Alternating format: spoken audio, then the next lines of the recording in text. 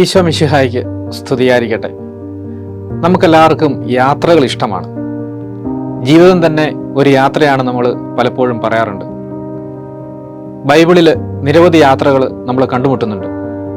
കാനാൻ ദേശത്തിലേക്കുള്ള മോശയുടെ യാത്ര, അതേപോലെ തന്നെ യൗസേപ്പും മേരിയും നസ്രസിൽ നിന്ന് ബേത്ലഹേമിലേക്കുള്ള യാത്ര, ആട്ടിടയന്മാര് പുൽക്കൂടിനെ ലക്ഷ്യമാക്കിയുള്ള യാത്ര, 3 രാജാക്കന്മാര് ഉണ്ണീശോയെ കാണാൻ വേണ്ടി ദൂരരാജ്യത്തു നിന്ന് വരുന്ന യാത്രകൾ നമ്മൾ കാണുന്നുണ്ട്. എന്നാൽ ആ യാത്രയുടെ പ്രത്യേകത, ഒരു നക്ഷത്രത്തെ ലക്ഷ്യമാക്കിയിട്ടാണ് അവർ യാത്ര ആരംഭിച്ചത്. ദൈവം തന്ന അടയാളത്തിൽ ഉറച്ച് വിശ്വസിച്ചുകൊണ്ട് അവർ മുന്നോട്ട് യാത്ര ചെയ്തു.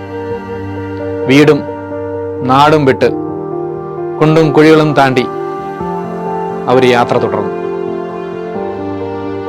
പലപ്പോഴും അവരുടെ യാത്രയും നമ്മുടെ യാത്രയും ഒന്ന് താരതമ്യം ചെയ്യുന്നത് നല്ലതാണ്. ദൈവം പറഞ്ഞനുസരിച്ച് ദൃഢവിശ്വാസത്തോടുകൂടി അവർ ഉണ്ണീശോയെ ലക്ഷ്യമാക്കി യാത്ര ചെയ്തു. എന്നാൽ നമ്മളോ പലപ്പോഴും രക്ഷാകര ദൗത്യം എന്താണെന്ന് നമുക്കറിയാം, നന്മയുടെ പാതകൾ എന്താണെന്ന് നമുക്കറിയാം. പക്ഷേ അതൊന്നും നമ്മുടെ യാത്രയിൽ നമ്മൾ ഉൾപ്പെടുത്താറില്ല. അതുമാത്രമല്ല, 3 രാജാക്കന്മാരുടെ യാത്ര ഒരു തിരിച്ചറിവിൻ്റെ യാത്ര കൂടിയാണ്. മത്തായിയുടെ സുവിശേഷം 2-ാം അധ്യായം 12-ാം വാക്യത്തിൽ നമ്മൾ വായിക്കുന്നുണ്ട്, ഉണ്ണീശോയെ കണ്ടതിന് ശേഷം ഹെറോദോസിനെ കാണാതെ മറ്റൊരു വഴിയിലൂടെ യാത്ര ചെയ്യണമെന്ന് അവരോട് ദൈവദൂതൻ സ്വപ്നത്തിൽ നിർദ്ദേശിക്കുന്നത് നമ്മൾ കാണുന്നുണ്ട്. അതനുസരിച്ച് അവർ മറ്റൊരു വഴിയിലൂടെയാണ് മടങ്ങിപ്പോകുക. അതേപോലെ തന്നെയാവണം, ആ തിരിച്ചറിവിൻ്റെ യാത്രയാവണം നമ്മുടേത്. ഈ കഴിഞ്ഞ കാലഘട്ടത്തിൽ നമുക്കുണ്ടായേക്കാവുന്ന തെറ്റുകളും കുറ്റങ്ങളും മാറ്റി നിർത്തി പുതിയൊരു യാത്ര നമ്മൾ ഈ ക്രിസ്മസ് കാലഘട്ടത്തിൽ ആരംഭിക്കണം. സഹജീവികളോട് കരുണയും കരുതലും നമുക്കുണ്ടാവണം. ക്രിസ്മസ് ഒരു പുതിയ യാത്രയാവണം.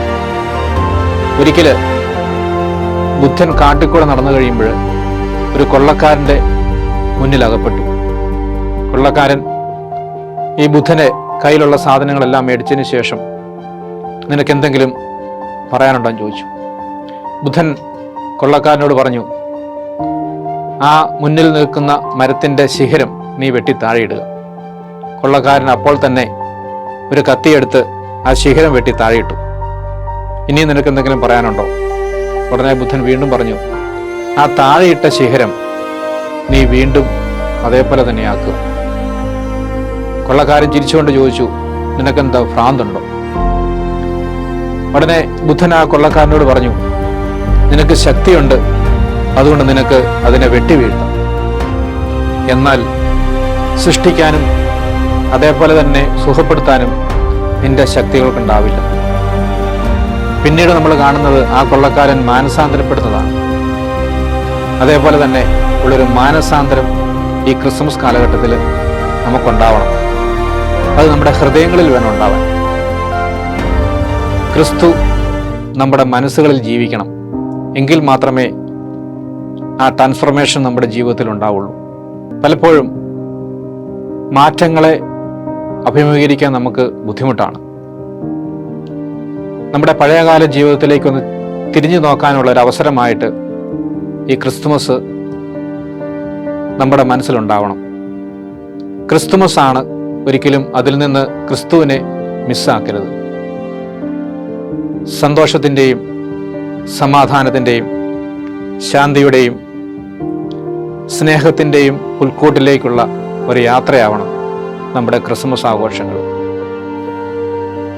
പറക്കാനിരിക്കുന്ന ഉണ്ണീശോയുടെ അനുഗ്രഹങ്ങൾ എല്ലാവർക്കും നേരുന്നു.